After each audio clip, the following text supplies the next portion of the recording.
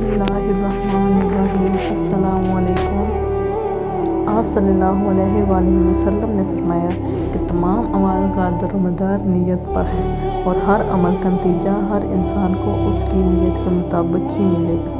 बस जिसकी हिजरत यानी तर्क वतन दौलत दुनिया हासिल करने के लिए हो या किसी औरत से शादी की गर्ज से हो, बस उसकी हिजरत उन्हीं चीज़ों के लिए होगी जिनके हासिल करने की नीयत से उसने हिजरत की है।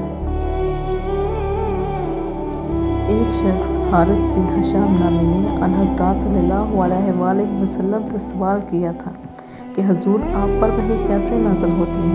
आप सल्लल्लाहु अलैहि वसल्लम ने फरमाया कि वही नाज़िल होते वक्त कभी मुझको घंटी की सी आवाज़ महसूस होती है और वही की ये कैफियत मुझ पर बहुत शाह गुज़रती है।